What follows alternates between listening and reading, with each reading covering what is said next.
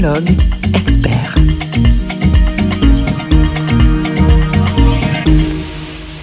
Qu'elle soit eau, astre ou plante, la vie n'a besoin d'aucune philosophie pour se frayer un chemin vers sa propre lumière.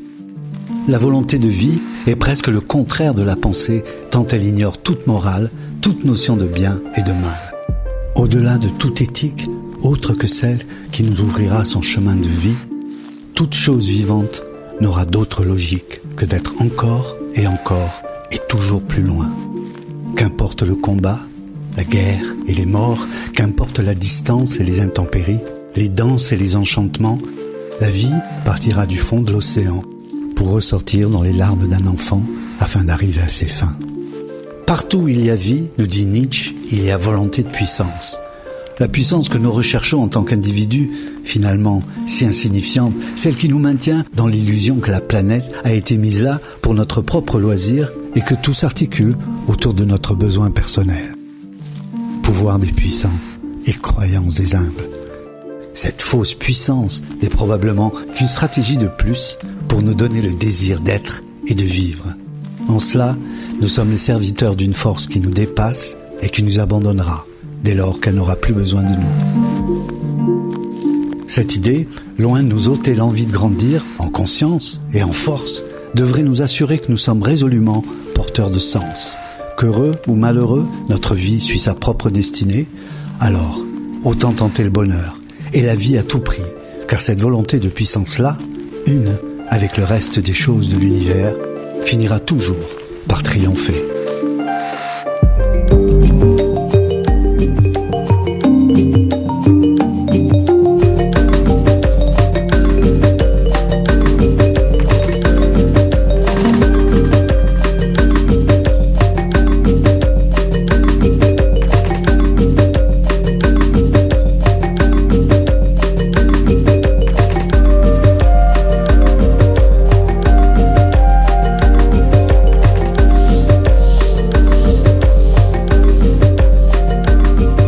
Chacun de nous est porteur d'un projet, d'une aventure personnelle, d'un souhait ou d'un rêve.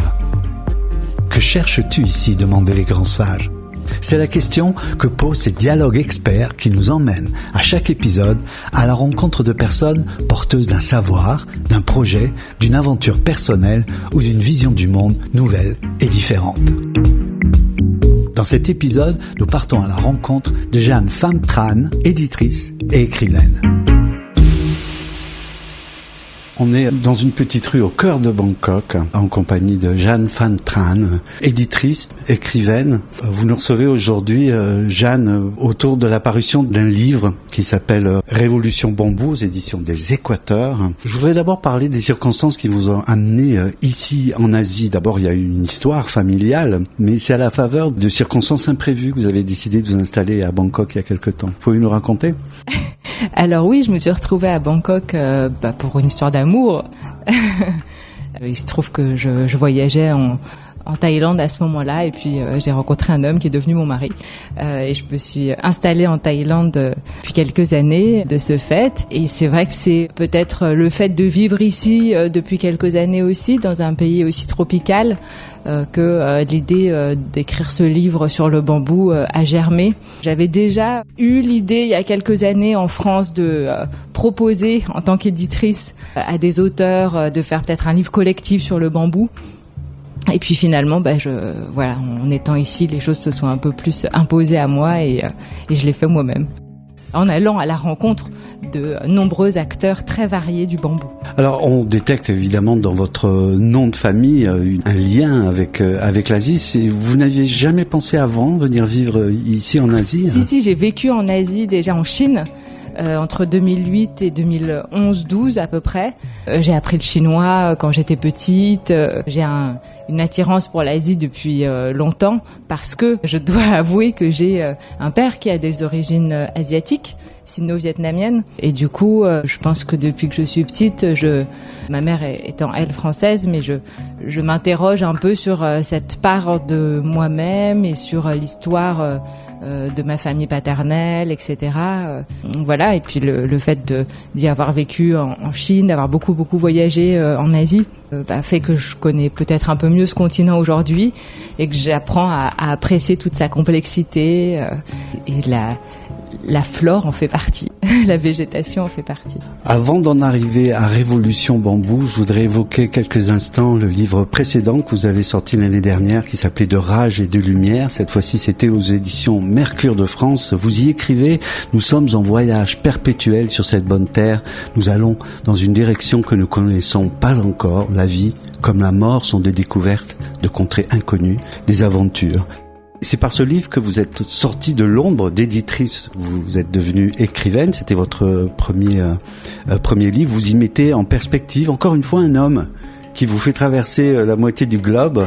Je vais vous laisser raconter très rapidement d'un médecin des rues qui s'appelle Jacques Préguerre, et vous le mettez en perspective avec la disparition de votre mère. Je voudrais savoir ce que vous retenez aujourd'hui de cette expérience, déjà de ce récit, qu'est-ce qu'il a laissé comme trace en vous aujourd'hui, et aussi de votre expérience de première œuvre en tant qu'écrivain. Il a tout laissé. Écrire son premier livre, c'est naître ou renaître.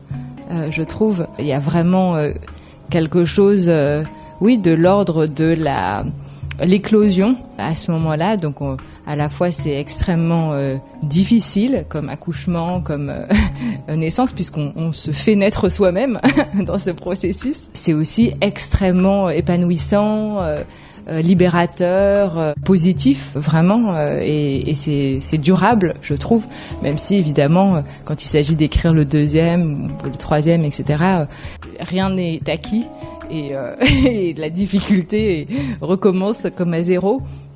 Mais c'est ça qui est passionnant aussi dans la vie, dans cette expérience d'écriture, c'est que c'est des nouveaux challenges, etc. Donc pour revenir sur l'histoire précise de Dr Jack à Calcutta, c'est donc un homme qui est d'origine juive polonaise, né en 1930 en Angleterre, qui au départ avait une passion pour l'agriculture et qui d'ailleurs a été pendant 7 ans fermier dans le pays de Galles. Du jour au lendemain, il a eu une forme de révélation mystique, d'ordre mystique vraiment, et il a commencé des études de médecine. Donc c'est long, des études de médecine, ça a duré également 7 ans. Et une fois diplômé, il est parti en Inde pour se porter, d'abord au Bangladesh puis en Inde. Il a d'abord été volontaire, donc c'était au moment de la guerre du Bangladesh, dans les camps de réfugiés. Et puis après, il a fondé sa propre ONG, sa propre association humanitaire à Calcutta, avec un but vraiment très simple et en même temps impossible de venir en aide aux gens les plus pauvres de Calcutta. Donc le principe, c'était eux-mêmes de se déplacer et d'aller dans les zones de non-droit, les zones qui sont loin justement de tout centre de soins. Petit à petit, l'association a grossi, ça fait presque 40 ans qu'elle existe maintenant, et maintenant c'est devenu une institution, Calcutta Rescue. Jack est quelqu'un d'extrêmement reconnu à Calcutta. Il a fait un nombre de choses extraordinaires, en plus de nombreuses cliniques, d'une léproserie, plein de centres de soins, et tout en continuant ce qu'il appelle la street medicine, donc ce concept extrêmement simple de marcher dans les bidonvilles avec un sac à dos dans lequel il y a le nécessaire médical, et de frapper quasiment aux portes pour demander s'il peut aider dans ces familles extrêmement démunies. Mais c'est pas un reportage, le livre que vous avez écrit. C'est pas du tout un reportage, c'est vraiment un roman. Mais il y a une dimension en effet qui est de l'ordre du récit réaliste. Parce que j'ai vécu ça, je suis allée à la rencontre de Jack, j'ai sillonné les bidonvilles avec lui dans une chaleur étouffante. Quand je l'ai rencontré, il avait 87 ans et il continuait de travailler sous 45 degrés avec son sac à dos, et moi-même j'avais de la peine à le suivre.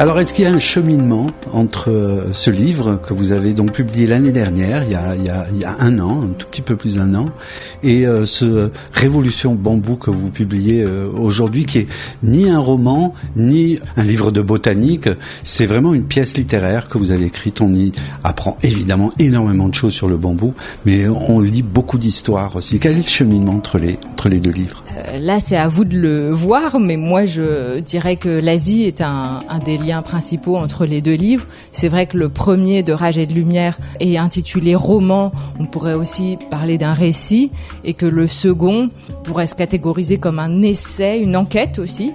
Pour moi, il y a un peu entre l'essai documentaire, je dirais, et l'enquête personnelle. C'est pour ça que vous parlez peut-être aussi alors vous ajoutez la dimension littéraire, ce qui m'honore beaucoup, mais je sais pas si j'oserais dire ça, mais en tout cas, il y a une dimension personnelle qui est tout à fait réelle, où je pense que c'est une façon aussi pour moi de m'autoriser à écrire cet ouvrage, sachant que je ne suis pas une spécialiste ni de botanique, ni d'architecture, ni de médecine du bambou.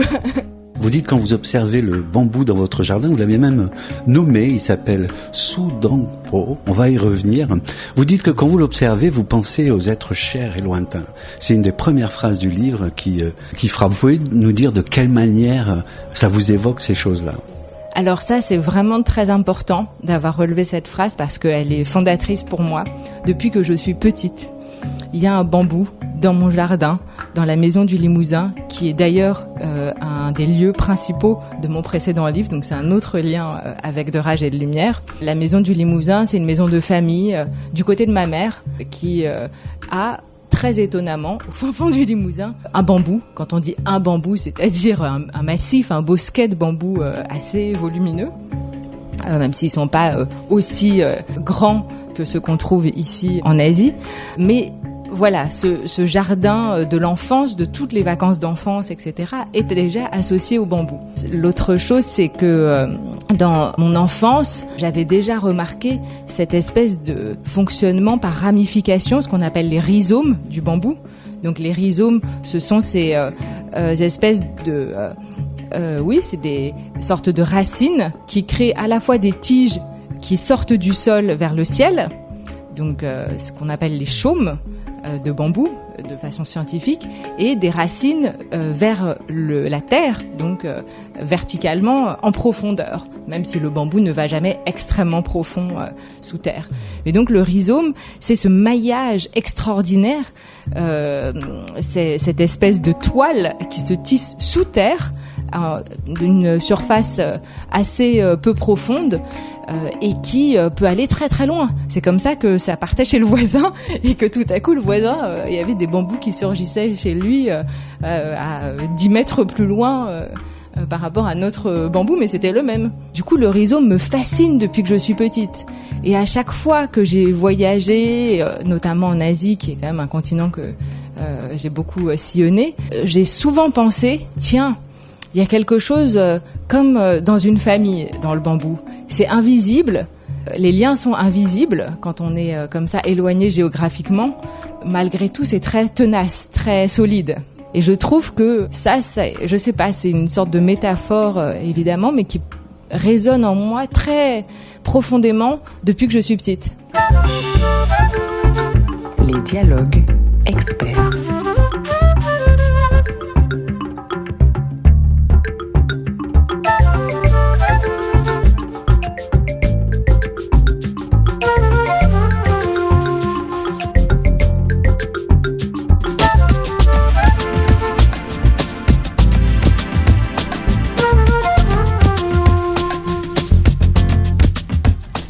Vous écrivez, c'est un levier, le bambou, c'est un levier pour sortir d'une structure individualiste et inégalitaire et pour entrer dans un système de valeurs horizontales et rhizomatiques, avec cette référence peut-être à Deleuze et Guattari qui avaient sorti de ces propriétés un concept philosophique et justement, je voulais vous demander, oui. Politique. Oui, c'est une philosophie politique aussi, le bambou. Alors là, on fait un bond...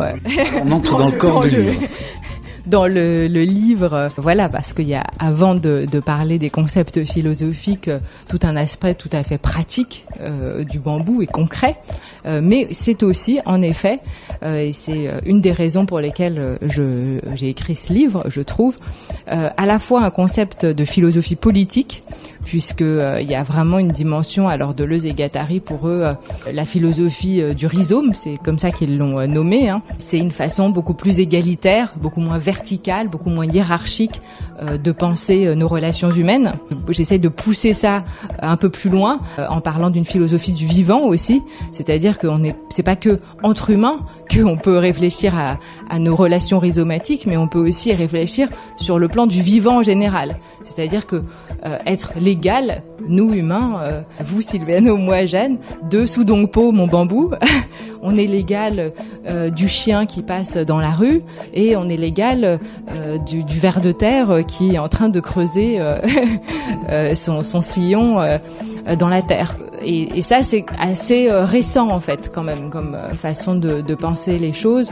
Pendant de nombreux siècles, notamment en Occident, l'homme s'est évertué dans tous ses textes à démontrer sa domination, et en tout cas façon d'être plus important, et du coup de contrôler ou d'exploiter ou voire de détruire la nature en se sentant hors de la nature. Aujourd'hui, grâce à des gens comme Philippe Descola aussi, qui est un passionnant anthropologue, on peut réfléchir un petit peu différemment. Pour ça, il s'inspire beaucoup des pratiques animistes et des pratiques de la philosophie orientale, mais aussi en Amérique du Sud, chez les Jivaro, etc., à une philosophie du vivant dans laquelle l'homme n'est pas hors de la nature. Nous sommes la nature, nous faisons partie de la nature, et la nature fait partie de nous, puisque nous sommes constitués de plein de bactéries aussi qui sont la nature. On y reviendra, puisque c'est le cheminement de votre livre, et à la fin, il y a des très belles phrases qui évoquent ce que vous venez de dire. Au début du texte, Jeanne Van Tran, on rencontre votre grand-mère. On est en Chine, elle porte sa hotte et son chapeau, qui sont en bambou. Le bambou est-il asiatique ou tropical? Est-ce qu'il représente une signature culturelle, c'est-à-dire qu'il y a aussi une valeur mythique, symbole, spirituel dans le bambou, alors qu'en Europe c'est plutôt joli, c'est exotique, c'est là, mais on n'en saisit pas la valeur fonctionnelle et technologique. Est-ce que ça dit quelque chose sur d'abord l'état du monde occidental aujourd'hui, et peut-être une espèce d'aveuglement, d'arrogance? Alors vous abordez là une question complexe, et que j'en fais un chapitre vraiment qui est intitulé, je crois, de l'Orient à l'Occident, enfin le bambou entre l'Orient et l'Occident, parce qu'en effet, au départ, le bambou, il pousse à peu près partout sur Terre, sauf en Europe, et sauf dans les pôles. Donc tous les bambous qu'on a en Europe, c'est des bambous qui ont été importés à partir du XVIIIe siècle, donc très récemment finalement, et qui sont pas du tout natifs de l'Europe. Donc c'est quand même important de le savoir. Et il se trouve que là où poussent le plus les bambous, c'est dans la zone tropicale, donc entre les deux tropiques du Capricorne et du Cancer. Donc là, si on tire un trait un peu grossier entre ces deux tropiques et qu'on regarde la répartition du bambou dans le monde, c'est là qu'il y en a le plus. Que ce soit en Chine, que ce soit en Afrique même, que ce soit en Amérique du Sud surtout. Voilà, il y a cette répartition géographique. Ensuite, il y a une répartition qu'on peut appeler culturelle, on va dire. Et l'endroit dans le monde où le bambou tient la place la plus importante culturellement, c'est l'Asie. Avec, on peut dire, la Chine, mais aussi l'Inde, le Japon, toute l'Asie du Sud-Est. Aujourd'hui, là, on se parle, on est à Bangkok, c'est aussi un pays où le bambou a son importance. Et ça a eu une telle importance dans la culture, dans la pratique quotidienne, puisque presque tous les objets étaient en bambou à cette époque-là, les outils étaient en bambou, qu'on a même parlé d'une civilisation du bambou. Donc ça, c'est des historiens ou préhistoriens actuels, et notamment des archéologues, c'est très intéressant, qui ont découvert des cailloux, des pierres, qui ont été taillées expressément pour tailler le bambou en Asie du Sud-Est. Et ce qui leur a fait dire, en fait, que les personnes qui vivaient là, évidemment au moment de la préhistoire, avaient une utilisation extrêmement importante du bambou, déjà en tant que instrument, outil, matériau. peut-être on pourrait, pour l'auditeur, parler des propriétés de base, en fait, les choses qui viennent à l'esprit en tout premier sur les propriétés du bambou et pourquoi ça en fait un matériau si unique, si important et si malléable. Je vous demanderai ensuite d'évoquer l'intelligence naturelle du bambou que vous mentionnez dans le livre. Alors les propriétés de base du bambou sont fascinantes, il y en a énormément. Ça va évidemment d'emblée de sa souplesse à sa force, sa solidité.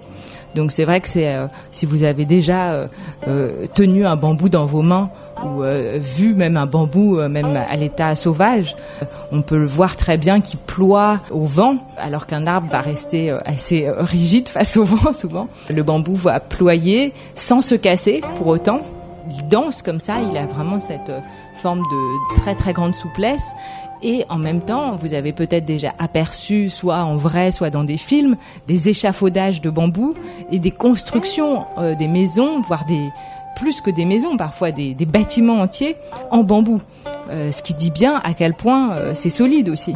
Et aujourd'hui, pour presque parachever cette alliance de la souplesse et de la fermeté, il est préconisé dans les régions sismiques du monde de construire en bambou. Parce que en cas de séisme, évidemment, c'est une construction qui est formidable, puisqu'elle peut bouger légèrement sans pour autant s'écrouler. Il y a un studio d'architectes au Vietnam qui fabrique des maisons qui résistent aux inondations, au séisme. Vous l'évoquez dans le livre. Il y en a maintenant dans beaucoup d'endroits, que ce soit en Colombie, enfin dans toutes les régions sismiques du monde, au Japon aussi, qui est une région quand même assez en proie à ce genre de choses. Il y a de plus en plus de réflexions et de constructions faites autour du bambou justement pour ça. Donc ça c'est ce qu'il y a de plus évident dans le bambou. Après, on pourrait expliquer pourquoi c'est si solide, pourquoi c'est si souple. C'est notamment dû à la silice, ce qui compose des composants du bambou, mais c'est aussi dû à sa forme tubulaire. C'est du fait que ça soit creux à l'intérieur, contrairement à l'arbre, par exemple, qui confère toute la force sur la partie extérieure et qui lui donne cet aspect très très différent en termes de malléabilité de tout ce qui est le bois issu des arbres. Ensuite, on pourrait parler d'autres avantages, d'autres atouts extraordinaires. Vous écrivez tout un livre là-dessus. On a l'impression de connaître, de comprendre à peu près le bambou, ça pousse très vite, ça repousse très vite. Mais en fait, au fil de votre livre, on se rend compte qu'il y a... Il y a d'autres éléments aussi simples que l'alimentation. Moi, je ne savais pas, en fait, quand je vivais en France, j'avais jamais entendu parler de manger des pousses de bambou. Des pousses de bambou, ouais. En France, ça ne se fait pas. Enfin, et puis c'est normal, c'est pas du coup une herbe qui est native de France. En Asie, tout le temps, dans les restaurants, il y a plein de plats à base de pousses de bambou. C'est tout à fait commun. Et c'était d'ailleurs un peu comme nous aller cueillir les champignons. C'est une tradition, en fait, d'aller à l'époque de la cueillette des pousses de bambou. À la fin de l'hiver, cueillir ensemble, en famille, hommes et femmes d'ailleurs, aller ensemble à la cueillette des bambous, des pousses de bambou. C'est une sortie de week-end. L'intelligence naturelle du bambou, c'est toutes ces choses-là que vous enfermez dans ce terme ? Absolument. Je pense que l'intelligence, alors ça va très très loin. Quand on parle d'intelligence, c'est vrai que là, j'ai essayé de parler de l'intelligence en termes d'adaptation, de capacité d'adaptation. Il y a plusieurs types d'intelligence, c'est un mot qui renferme beaucoup de choses. Je parle pas du tout là de l'intelligence cartésienne au sens de le bambou sait raisonner, etc. Je suis pas encore allée jusque-là, mais je crois qu'on peut parler d'une capacité d'adaptation fascinante du bambou, puisqu'il s'adapte à peu près tous les sols les plus dégradés, les sols les plus pauvres, les plus secs ou les plus inondés. Il s'adapte à peu près à tous les climats et à toutes les latitudes. On voit bien qu'aujourd'hui, on plante du bambou en Europe et il pousse comme du chien-dent. Il a une capacité d'adaptation, même avec ce réchauffement climatique. C'est assez passionnant de voir que le bambou résiste très très bien. C'est assez drôle de voir d'ailleurs que jusqu'à présent, on plantait plutôt des bambous tempérés en Europe. Et que là, il paraît que dans le sud de l'Europe, on peut commencer à planter du bambou tropical. Les dialogues experts.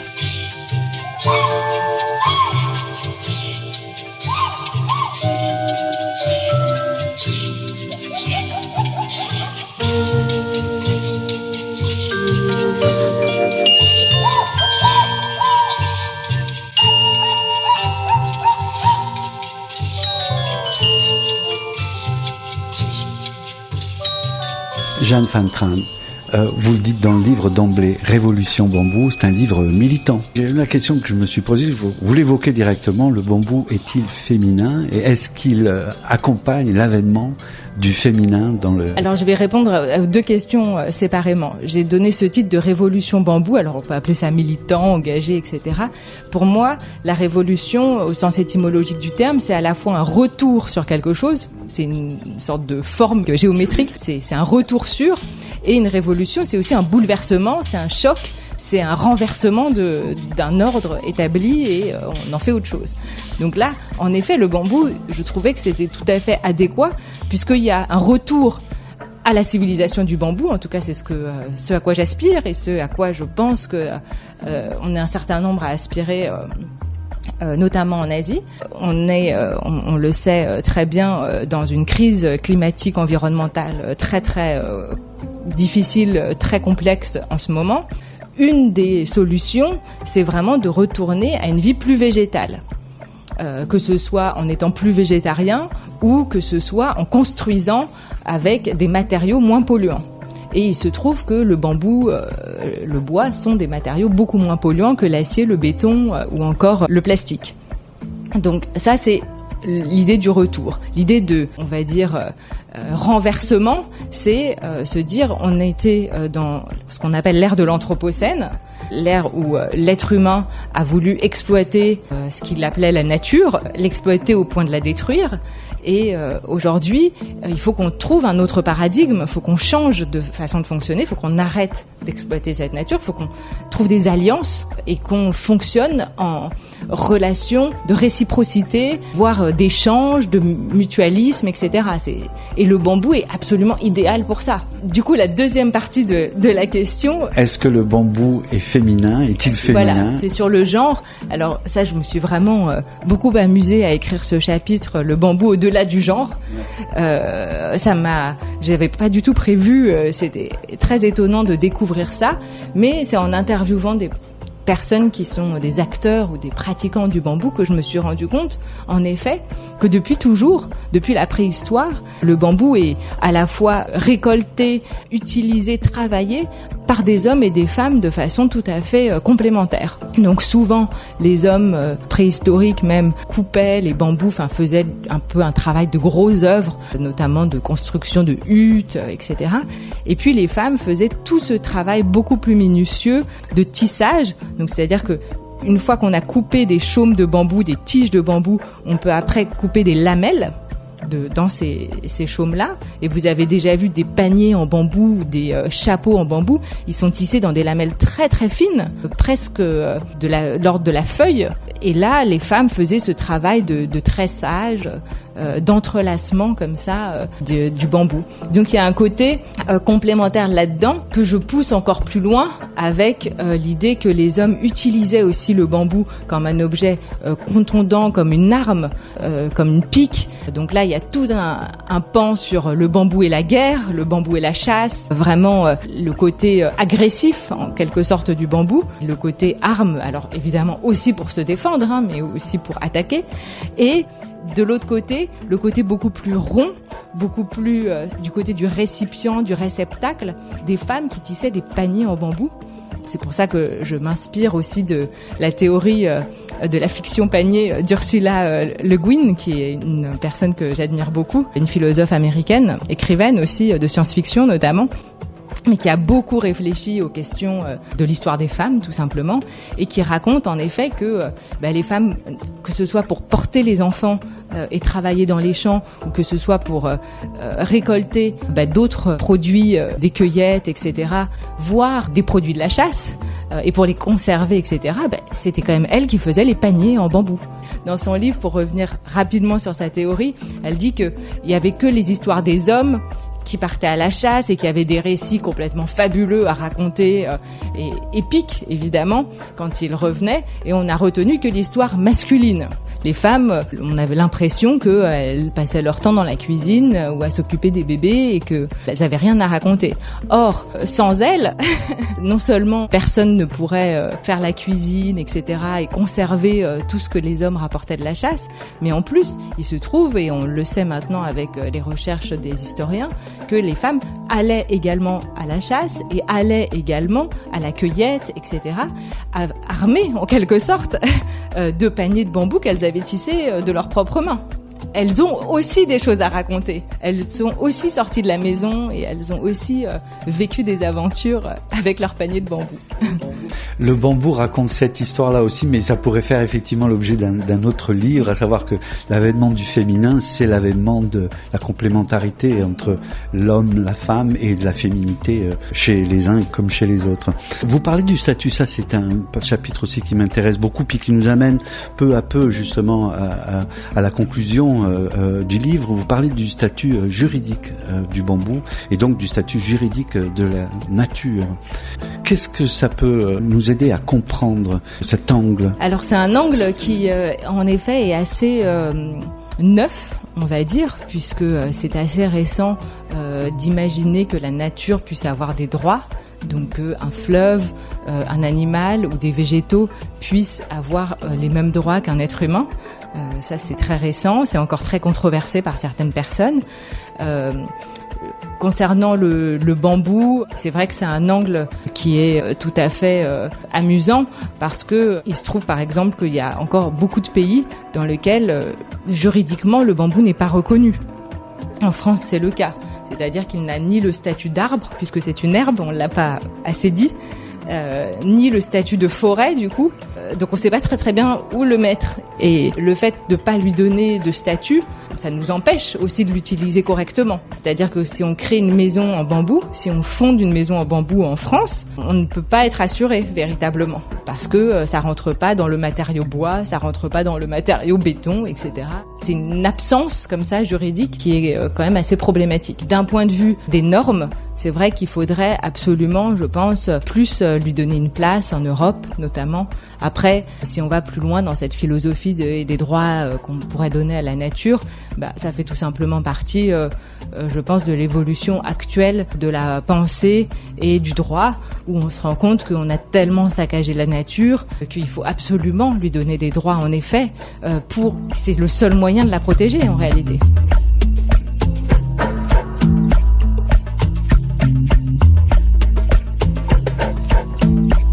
Su Dongpo, je voudrais terminer notre entretien, Jeanne Van Tran, sur cet ami qui est dans votre jardin. Alors c'est pas à Bangkok, mais il symbolise le retour à la nature, en fait, cette relation, justement, le fait de renouer avec le vivant, se fondre avec lui, comme dans le poème de Marilyn Chin que vous évoquez.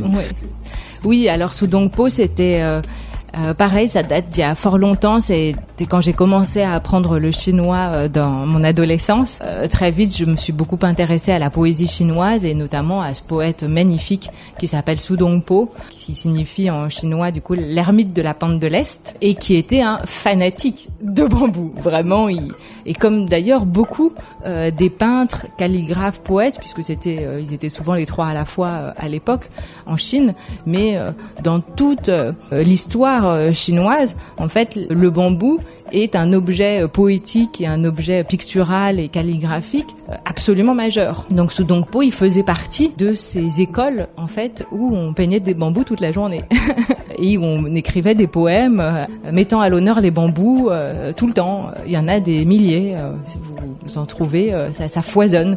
Je pense qu'il n'y a pas d'autre plante au monde qui a été autant valorisée par une culture qui est monstrueuse, la culture chinoise, enfin la civilisation littéraire chinoise et japonaise, c'est colossal. Je pense que même nous, avec la rose en France, etc., on n'arrive pas du tout à la cheville de ce qu'a pu être le bambou dans l'histoire littéraire chinoise. Donc Su Dongpo, oui, il est très intéressant et il a écrit ce poème qui est aussi d'inspiration taoïste très forte, où on se demande à la fin si il ne va pas se transformer en bambou en fait.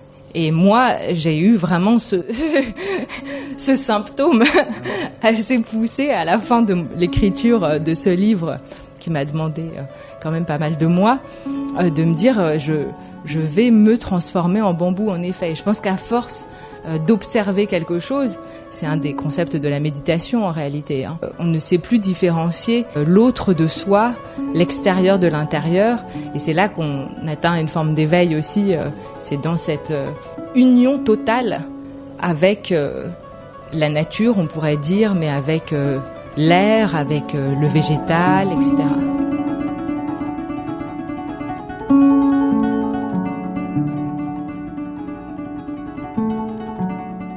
Vous devancez souvent mes questions, Jeanne. Une de mes dernières questions, qu'est-ce que vous avez appris de vous-même dans cette exploration, puis cette écriture sur le bambou? Qu'est-ce que j'ai appris de moi-même? Beaucoup de choses. Je pense que j'ai beaucoup aimé, moi je pratique beaucoup le yoga et j'ai mentionné aussi un petit peu cet aspect-là, cette forme d'identification humaine au bambou. Alors c'est passé par plusieurs phases. Il y a eu une des phases que je raconte dans notre jardin. On a une maison sur une petite île dans la mer d'Andaman et c'est là que se trouve le bambou Sudongpo. Et puis avec mon mari, on a coupé à un moment des chaumes de Sudongpo pour l'utiliser et pour en faire des boutures, etc. Et là, quand j'ai tenu tout à coup les morceaux de chaume dans ma main, j'ai cru tenir un tibia ou un os humain. En fait, il y a vraiment quelque chose de très très singulier quand on tient un bambou. Je ne sais pas si ça vous est déjà arrivé, mais c'est doux comme une peau humaine. Oui, vous avez raison. Et ça a des nœuds qui ressemblent à nos articulations, à nos genoux, à nos coudes, mais d'une façon vraiment troublante. Donc déjà, j'étais très très choquée par ça, presque bouleversée. J'ai envie de mentionner quelque chose, Jeanne. Je ne sais pas si c'est utile ou pas, mais quand on vit en Asie, on voit des bambous qui sont très très grands par rapport à ce qu'on voit en Europe. En Europe, on s'imagine juste le roseau. Le bambou, ça peut être extrêmement haut, ça peut être extrêmement grand. Voilà. Oui. Il faut les deux mains pour... Absolument, il y en a qui sont d'une épaisseur incroyable. La deuxième chose que je voulais dire par rapport à ce que ça a changé en moi, c'était sur le yoga. Donc il y avait ce côté humain, et cette humanité du bambou, je l'ai retrouvée en me disant, tiens, c'est marrant, dans le yoga, il existe la posture de l'arbre, enfin on a plein de postures comme ça qui sont associées à la nature, et il n'existe pas la posture du bambou. Si moi j'inventais la posture du bambou en yoga, comment ça serait? Donc la posture de l'arbre, elle est très droite, c'est une posture d'équilibre comme ça, voilà, assez rigide. Et la posture du bambou, j'imaginais, en fait, c'est de l'ordre de la danse. C'est une posture qui serait mouvante, qui serait pas du tout figée. Et ça m'a... Je me suis dit, je sais pas si j'ai appris quelque chose exactement sur moi, mais depuis que j'ai fait ces recherches et que j'ai écrit ce livre, sans doute que il m'apparaît beaucoup plus souvent dans ma vie des moments où je me dis, ah, tiens, dans cette situation, tu as deux solutions. Soit tu restes figé, tu es en résistance, etc. Soit tu te coules, tu t'assouplis, tu résistes moins, tu acceptes, etc. Et ça, c'est quelque chose de très bouddhiste, très taoïste et très bambou. Jeanne Pham Tran, vous publiez Révolution Bambou aux éditions des Équateurs. Alors, je voudrais terminer en m'adressant et à l'éditrice et à l'écrivaine. Est-ce qu'il y a un livre qui a changé votre vie? Ah, un autre livre. Il y en a plein, mais des milliers. J'en ai dans toute la bibliothèque. J'en ai un top of mind. Oh là, c'est tellement difficile. Le livre qui vous a donné le goût de la littérature, peut-être? Mais il y en a plein. Il y en a pas qu'un, évidemment. Bon, alors le dernier livre qui vous a vraiment... Un des derniers livres qui m'est beaucoup beaucoup plu, je peux citer justement. J'essaye d'écrire un article sur elle, un livre de Dong Thu Hong, qui est une autrice vietnamienne. Ça s'appelle Terre des oublis. C'est magnifique. Et ce qui m'a passionnée, parce que j'ai beaucoup étudié les littératures vietnamiennes et chinoises, c'était la psychologie de ces personnages, la façon dont elle nous fait rentrer dans cette psychologie-là, ce qui est pas si évident dans la littérature asiatique. La psychologie, on a un petit peu rétif à ça quand même. Et puis la sensualité extrême des personnages. Ce ne sont que des êtres de sensibilité. Alors il se trouve que j'avais fait il y a des années un mémoire en littérature sur l'écriture de la sensualité. et que aussi aujourd'hui je le réécrivais, je rajouterais dedans Jung Woo-hong parce qu'elle a une écriture extrêmement sensuelle. Tous ces personnages, on voit ça chez Colette aussi, ne vivent, ne sont, au terme n'existent que par leur sens en fait.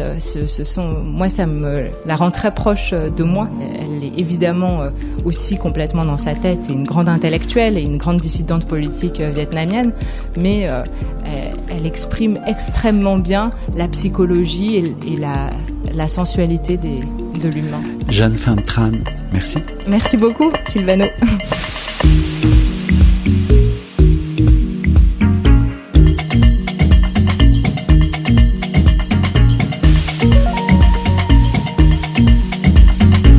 Les dialogues experts.